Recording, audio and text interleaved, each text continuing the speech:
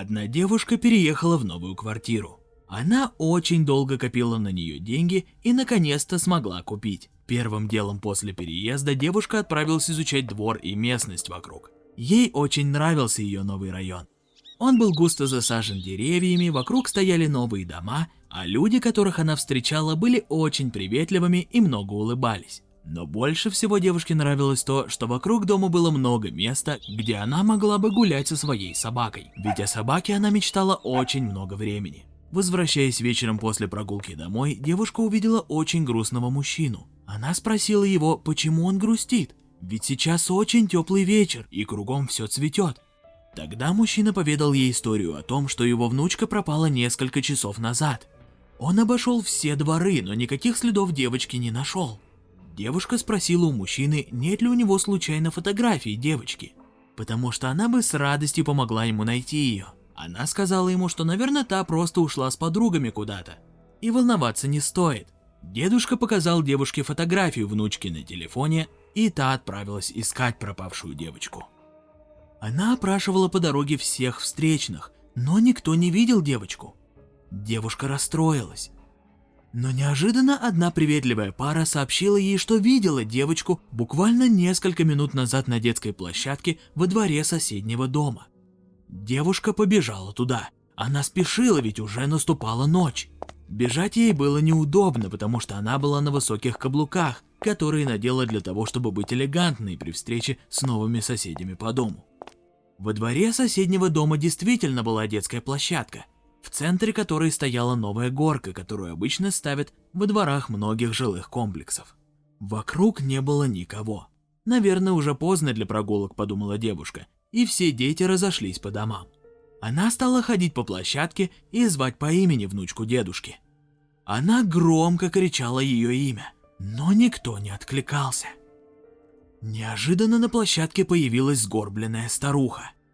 Она сказала девушке, чтобы та немедленно убиралась домой и больше никогда не показывалась на детской площадке, потому что это небезопасно.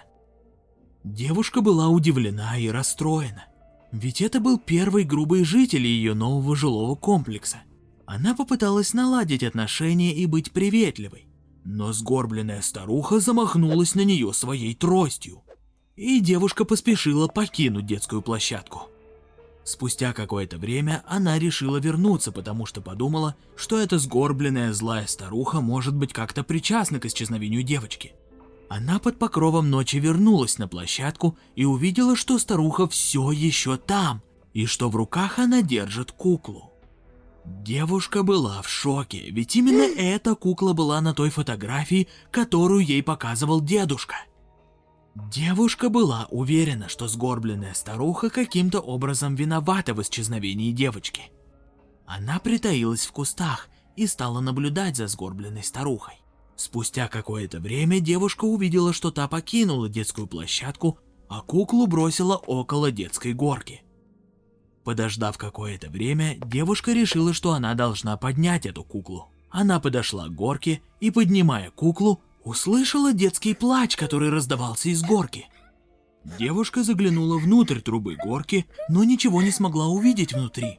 Но звуки детского плача стали еще отчетливее. Тогда девушка решила позвать девочку по имени. Она низко наклонилась к горке, но тут же отпрянула, так как из трубы раздавался зловонный запах, от которого у девушки заслезились глаза и закружилась голова. Но прикрыв рот носовым платком, девушка все же громко крикнула имя девочки в трубу горки и услышала, что кто-то внутри отозвался. Девушка решила посветить фонариком своего телефона внутрь горки. Она наклонилась и просунула руку внутрь горки. Все дальше и дальше она пихала туда свою руку, но никого не видела. Тогда она решила, что, наверное, ей будет проще залезть в горку с головой. Но как это сделать, ведь из горки очень воняло гнилью и нечистотами. Найдя в сумке маску, девушка полезла в горку. Оперевшись одной рукой, она решила просунуть голову внутрь горки. Но неожиданно почувствовала боль в руке, которая опиралась о край. Будучи по пояс в горке, девушка подняла руку, в которой почувствовала боль, и увидела, что у нее царапина на руке. Опустив глаза ниже, девушка увидела, что внутри горки, по ее краю сверху и снизу расположены острые зубы, об которые она и поранилась. Девушка испугалась и решила покинуть горку, ведь это было ненормально, что у горки были зубы. В этот момент капля пота сорвалась с ее головы и упала на дно горки. В ту же секунду горка как будто ожила и стала двигаться. Все еще находясь по пояс в горке, девушка решила из нее выбраться как можно скорее. Опираясь на острые края зубами, она старалась как можно аккуратнее вылезти из горки, чтобы не порвать новое платье, которое она так же, как и туфли, надела первый раз, чтобы быть элегантной при встрече с новыми соседями. В эту минуту все внутри горки стало сжиматься, и девушка в последний момент смогла выбраться из горки ровно за секунду до того, как горка сжала свои стальные челюсти. Отойдя на какое-то расстояние, девушка поняла, что у нее поранены руки и порвано новое платье. Она подумала, что нужно срочно бежать домой, и так бы она и поступила. Но в этот момент она увидела около горки куклу девочки и тут же поняла, что девочка так же, как и она, возможно, забралась внутрь горки и не может оттуда выбраться. Девушка решила вернуться к горке. Сомнений в том, что горка живая, и что, возможно, это и не горка, у нее не осталось.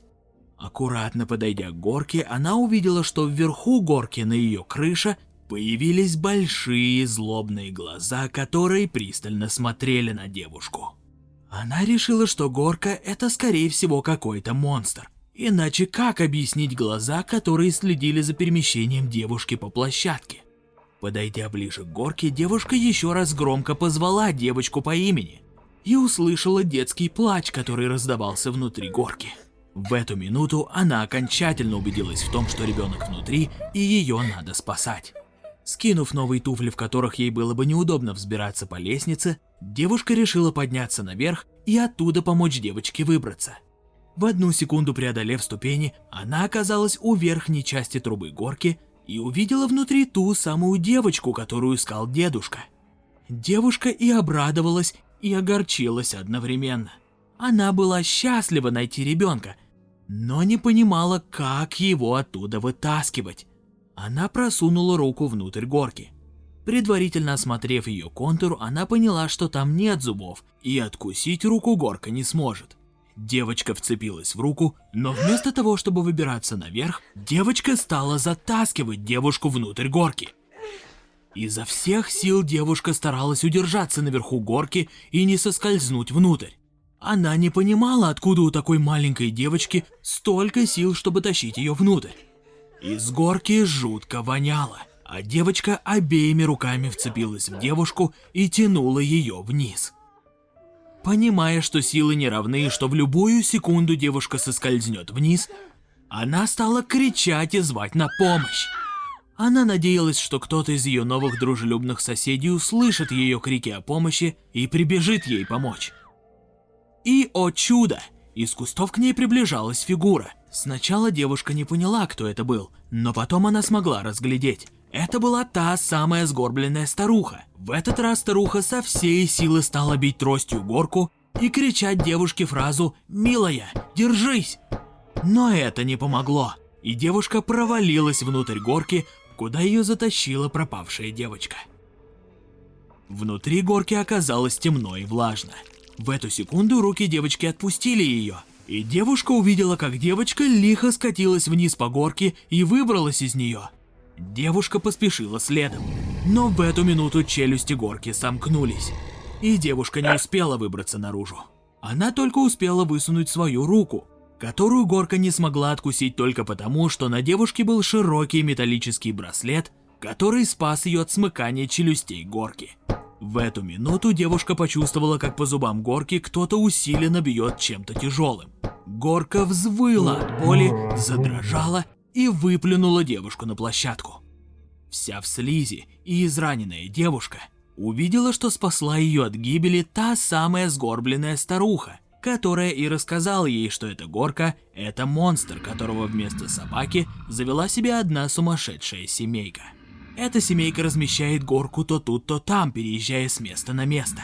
Дедушка изображает потерявшего внучку деда, родители девочки выступают в качестве случайных прохожих, которые говорят, где видели девочку, а девочка выступает в качестве приманки и в нужный момент затаскивает внутрь горки доверчивых граждан. Девушка была в шоке, ведь она не слышала до этого о таком монстре. Старуха призналась, что давно следит за этой семейкой, потому что когда-то ее муж погиб в этой горке, спасая девочку. С тех пор она следит за перемещением сумасшедшей семейки и спасает попавших в горку людей. Девушка в растерянности поблагодарила старуху и подумала, что этот вечер был ужасным. Радовало ее только одно, что ее туфли оказались целыми и невредимыми. Надев их, девушка быстро побежала домой. Всем привет-привет! Если тебе понравилась эта анимационная история и ты хочешь как можно больше крутых видосов на канале Аниматор, то обязательно ставь лайк под этим видео, пиши комменты, подписывайся на наш канал и не забудь нажать на колокольчик. Оставайся с нами!